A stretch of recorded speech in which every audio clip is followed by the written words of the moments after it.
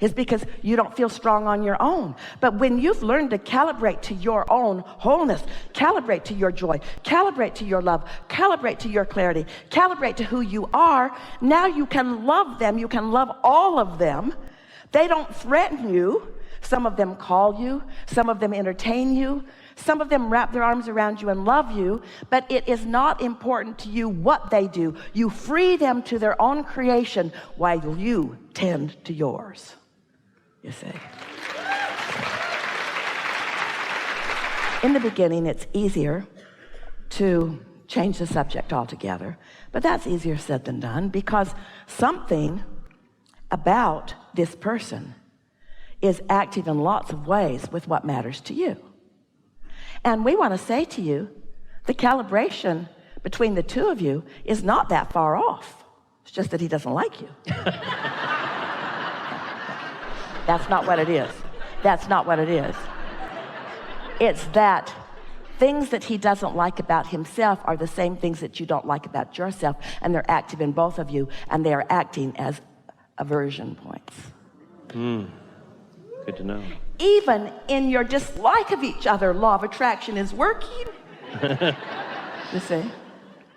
And so it's easier said than done, but we would encourage you to always just step back to the basis of what you know and decide that you're going to calibrate.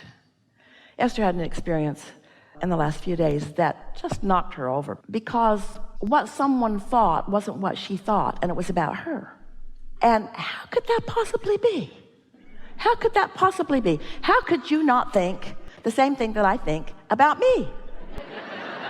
How could you not? How could you not?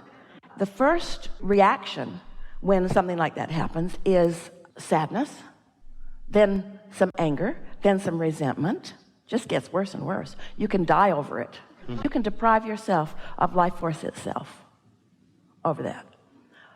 After a little while, though, because you know what you know, and you felt how you felt, and you know who you really are, then you ask yourself the question. So Esther sat to write her segment intending. That's where she calibrates.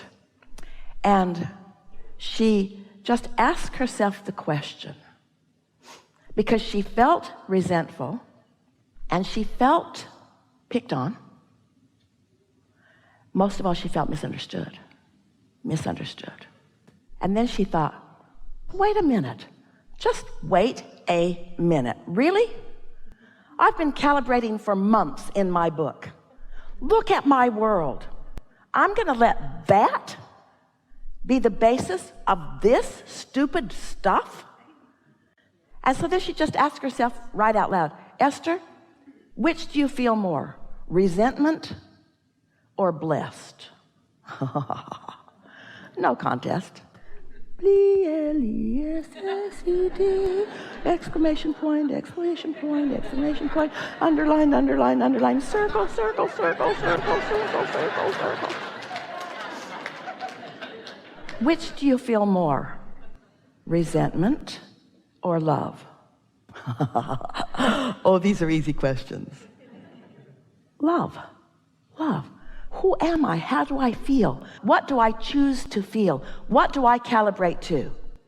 Really? Am I going to calibrate to who I am, or to who somebody who doesn't know who I am thinks I am? You got that choice all day, every day. All day, every day. In the same conversation that we just had, you were going along with our conversation about trusting the process of your cells. And yet, if we ask you to trust the process of your life, you say, but there are patterns that I have been living that have my attention. And since these patterns that I have been living have my attention, they are part of my vibration. Haven't you noticed that when something happens, it is more likely to happen again?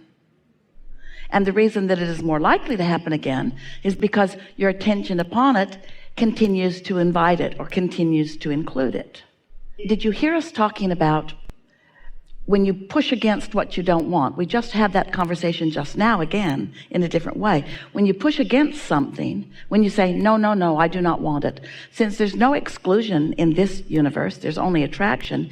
Every time you say no to it, you're actually saying, come to me, this thing I do not want. So it feels tricky. How can I not notice what's been happening? Well, that's what we were talking about.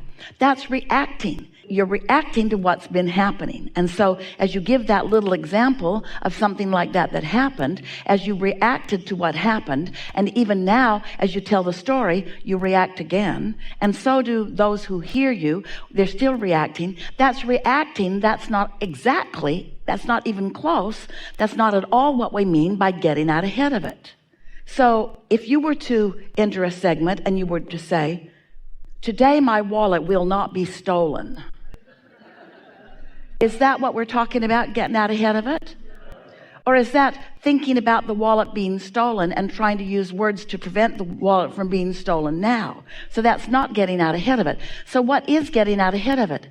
Identifying how you want to feel in this segment that's coming up. This is going to be a really fun day. I'm going to see all kinds of things that I haven't seen before. New insights are going to occur to me and the friends that I'm with.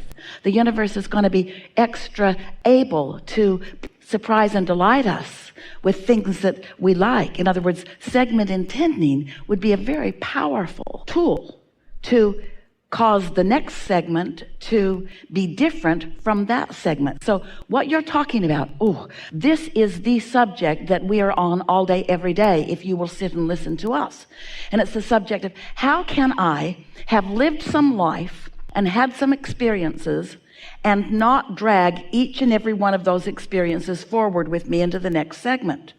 Because if you've lived life and good things have happened and you're talking about them, and not such good things have happened and you're talking about them, that's like segment intending by default. That's like bringing who you have been and the things that have been happening, the surprise debt. You call it surprise debt. The surprise debt keeps coming forward with you because it's not a surprise, it's like a plan, because you keep talking about it. The universe isn't surprising you with it. The universe is delivering to you what you expect. This arena, we are an exception to the law of attraction. In this arena, we are exception to the laws of the universe. We understand you're giving an example, but you see, isn't this something that is happening to you a lot? Aren't you standing where you're standing? We're talking about any moment in time where you're contemplating who you are. And aren't you often sort of presenting yourself to the world through your stories of what you've lived? Even if you had not said anything about it, your words just reflected the vibration that you've got going on. So this is the question. This is the all-time question of all time. This is the question that if we can together identify and isolate the question, and if we can together identify and isolate a way around that, then this thing that has been happening to you won't continue to happen to you because you'll be offering a different point of attraction.